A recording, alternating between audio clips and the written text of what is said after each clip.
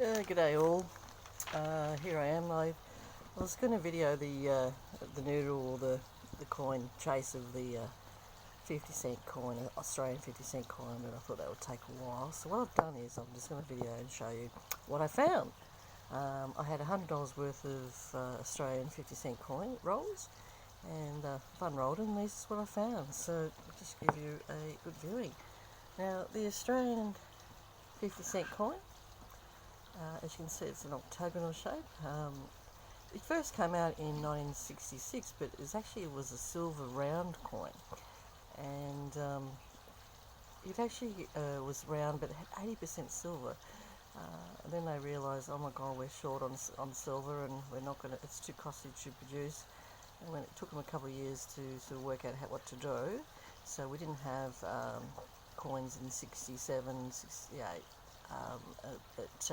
So what they did was they came out with the octagonal shape. You see that there? Interesting shape, isn't it? And what we've got on the front is our Australian coat of arms. So we've got the emu on one side and the kangaroo on the other side, and it says 50 cents. 50 cents down the bottom, and that's what we ended up with. So pretty much that's our. So pretty much tin, copper, and as you can probably mostly nickel. So a bit like what the US is, pretty much the same composition really. It's quite thick, and we've got the coin on the obverse side. And let's get going. Alright, first thing I did was I like to collect 50-cent coins that are pre-1975. So I started collecting coins in the early 70s and in the 60s. Reason being is eventually, as you know, they're being kept by other collectors, or they get wrecked, or they've been taken out of circulation by the banks and by the RAM, and they're getting harder and harder to find. I've been noticing that of late. Hard to find a 1966, very hard to find anything 69 and newer. So what I've got is I've got a couple 74, 73, 72, 71s, and some of those are actually low vintage as well. Like for example the 1973, we consider that to be a low vintage. It only had a vintage of 4 million in Australia. 74 was 9 million, and then 72 was 5 million, so 72 was also low, and 71 had a much higher one of 21.1 million, but so I've basically kept those. So there, and there. Also I try to keep ones that are in reasonable condition. Sometimes they come across and look like they've been flattened by someone running over with a car. So what I do is I let them go, because obviously there's going to be no value whatsoever in them. So some of these old coins, some people actually are finding it very difficult to get their hands on them. And so they still, you can still sell them for, instead of 50 cents base value, you pretty much get $1, $2, $3, $4, depending on the condition for each one of these coins. So it's another reason for keeping it. So they'll never ever be worth less than 50 cents. So no reason why I can't hold on. It's not a lot of money. So that's those. Alright, so I'll move those out right over here. Okay, the next coins I've got, this is a 2013. As you can see with the obverse, it's just in really quite good nick, and that's the reason I've kept this one. So it's not a low mintage coin, but I wanted to keep it because of its nice condition. So I'll add that to my collection. Okay, next one. These next three coins are what we consider low mintage. This one I've kept because of 1997. So that's a low mintage coin, but look at that, it's also in quite good condition. It's another reason for keeping it. Alright, then we've got another 2017. 2017, it was a mintage of 8.2 million. What we know to date, but look at that coin, so I've sort of kept that as well. And the 2018 was actually quite a low mintage. 2018 was only a mintage of 3.7 million, so I keep every single one of those. Okay, so that's those. Now another interesting thing is some of the other coins that I've kept are pretty much collectible coins or low mintage coins. I don't know what it is, but there's something about some coins that you like to collect, and pretty much every single one I come across of this one. Now this is basically this is the actual to celebrate the wedding of our royals at the time, Charles and Diana.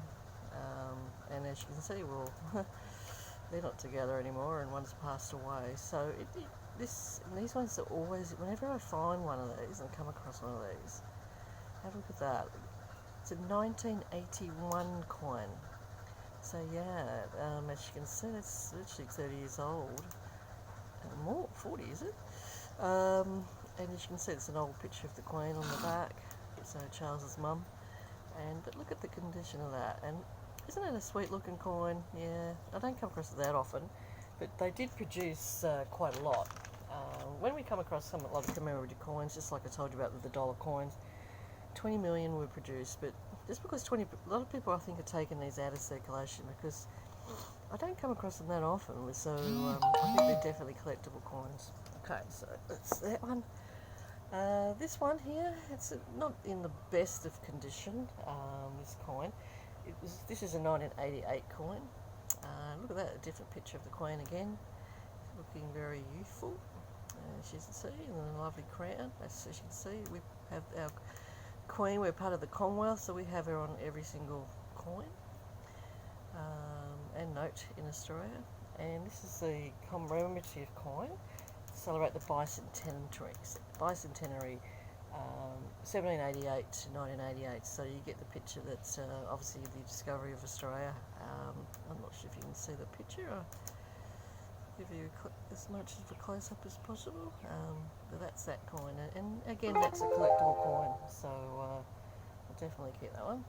Okay, now this one unfortunately has a 10 to 20, $15 million mintage, but this is I still like it though. It's a 1995, and for me, when you've had someone in the war, family members and things, you like to collect them. Now this one is the actual 50th, and it's to celebrate the 50th anniversary of the end of World War II, and the person on the front of the coin, his name's Weary Dunlop.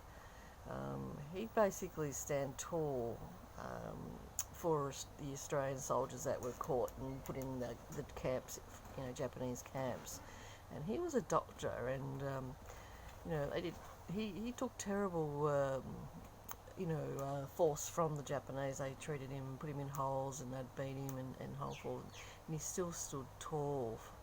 And so he was a hero, and we put him on that. So who else would you want to put on your coin? So this one's not in the greatest condition, but it's still quite good. Again, a collectible coin, people pay for it. I've paid for them, but I mean, I think again, him being a hero, and it's just a collectible coin. Okay, next one. This one is a 1998 50-cent coin. This one is the commemorative coin for the celebration of 200 years of the voyage of Bass and Flinders. Bass and Flinders, as you know, part of the discovery of Victoria and Tasmania, and again that 88 coin, a 98 coin. So another 10 years have gone past to celebrate Australia being discovered in 1788. But have a look at that. It's quite a good condition too, and I mean, as you can see, not as many of these were produced, so I keep this one. Again, look at that octagonal shape. You can see it's quite thick. So I suppose it's the same coin like your $half in the US, or a 50p probably in England. So certainly a collectible coin. Okay, now these next two coins we brought out to celebrate what's called the centenary of the states in Australia and so forth, and Federation. So the Federation of Australia in 2001. Now this coin, I'll just go through this one first. Okay, so this one's basically for the Federation of Australia. Over 20 million of these produced, so very common coin. Now, I don't collect these anymore. I've got a collection of about 15 or 20, and I don't bother anymore, but unless they're in really good condition, or there is a slight error sometimes with some of them. Now, on the very, very back, as you can see, the obverse, you'll see Australia and the date. Now on this particular coin is actually quite thick, and have a look at that. So it's basically dye deterioration. So it's a pretty rare coin, because I don't get that, come across those very often, and I did in this noodle. So yeah, collectible coin. So basically, really, even though it was a high mintage coin, makes this a collectible coin and quite rare. So but have a look at that. Bit of a coat of arms, quite nice, and the condition's quite good. So another reason for keeping it.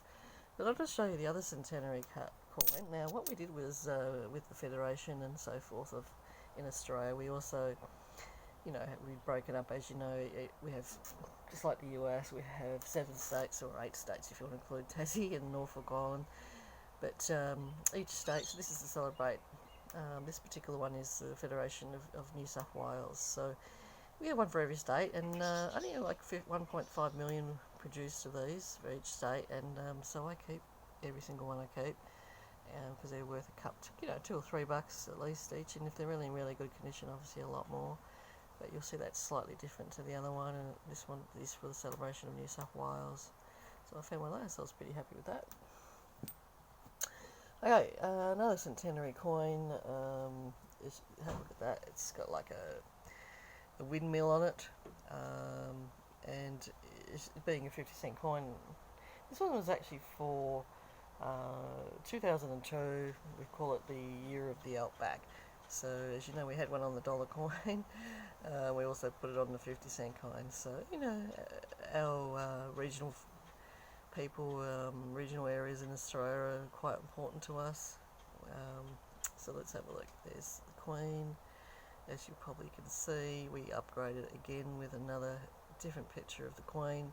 So every few years, 5 years, sometimes every 10 years, we put new portraits, get new portraits of the Queen, so she doesn't look like she's, 18 again when she's actually 50 or 70, and so on. So we have different designers that do that. I'm sure you probably do the same thing, maybe if around the world, if King, or even in Canada, you'll see Canada coins, different pictures too. But that's a windmill. A high produce of these coins, but when I come across them in reasonable condition, I know there's a black mark on there, but I sort of still keep it. So okay. Now another coin. This one is 2003. And this is to celebrate 50 years of commemorating volunteers around the world, or in Australia in this particular case. So 50 years, this is a nice looking coin, and that's why I kept it. Look, high mintage, but when you get them that look like this, it's still worth keeping, because they're usually worth more than a 50-cent coin is probably worth $1, $2, $3. So I keep them. At the moment, I don't sell them. I keep them. So, and also I think it's a pretty coin. Okay, then we've got this coin, which came out in 2004. I actually found 3 of them. Alright, so I'll just... that one. Okay, it's a weird sort of picture, but that's actually the correct way of holding it up. On the left side, well, as you can see from left to right, you probably can see there's one animal there, another one there, and there. It's pretty much 3 of our most recognised animals on the tree there. That's a koala, then we have a cockatoo, and then we have what's called a wombat on it. In 2004, they put out a competition for primary schools in Australia, and draw some pictures, come up with a design, and your design will come up on our 50-cent coin, and that's what happened there. A young person from one of our primary schools, won, and there it is for the rest, on a 2004 Australian 50-cent coin. So that person would be very, very excited and proud. I keep those because not as many commemorative coins of those, and I don't know, because I'm such a big fan of our native animals, I keep them, so I don't sell them. Still, again, if you want to buy one, you won't be paying 50 cents, you'll have to pay a bit more than that, so worth keeping. Alright, then we come to this coin, and so excited. I've come across 3 of these. This particular coin is our 2016 coin, and it's just one of the coins besides our normal everyday coat of arms coin. this was come out to celebrate 50 years of our decimal currency. So we went from all our copper and all our old traditional coins in 1966, and so in 2016 we celebrated that, and we've put this on. We still have a standard 2016 coin, but then we've come out with the commemorative coins.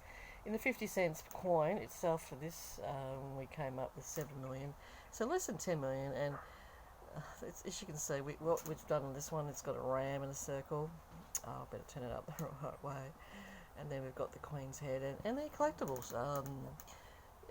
Everybody likes it. I mean, as you can see, there's our normal coat of arms picture on the back, and we normally have the picture of the Queen, as you're all aware. There she is, normal picture of the Queen on the obverse. Well, this is probably the more current photo that we would normally have on our coin. So what we've done is come up with a different picture, to celebrate. So in this particular case, we just got a little picture of the Queen's head just there, and a ram. On this particular coin, we've actually put we've done this across all our decimal coins for that year, but on each of them we've all got a little bit of a different picture. On this 50 cents there's a ram. Some of the others have different animals on them, for example kangaroo and so forth. So yep, collectible. Look at them, shiny and all, pretty much generally always in good condition. So got 3 of those, so pretty happy. Then I've got 3 50-cent coins. Okay, now one of them here is a 2007. Now 2007 coins is a known error that we come across every now and then. It's called doubling, and what it means is like through the numbers and so forth. I'm not sure if you can see quite clearly, but there's a little bit of a doubling, and so this particular one has that, a bit of doubling around the 50 and the O. So yeah, that's a collectible coin with an error. But as you can see, I'm also got the double with the fact that it's in really good nick. Okay, now these are old as, Henson. This is a 1979 and a 1980 50-cent coin. I'll just bring one of them up because they've both got the same error. It's a known error in Australia. Now what we have here is what we call a double bar. That's what it's called. Back of the emu's head, you probably won't be able to see it. It's pretty hard to see. Sometimes I even have to get the magnifying glass out. But there are a couple of little lines, like little lines that go like that across, and they go for the back of the head. And these 2 coins have it. So we don't know why and how it happens, but it's something in the die deterioration, we think. So 2 of those. So yeah, they're worth a few bucks. Pretty much anything from $7 to $13. So happy with that. That's a brilliant find. Now, I just wanted to also show, I did actually do the 5-cent coin. You probably saw me, remember I had a little roll of 5-cent coins?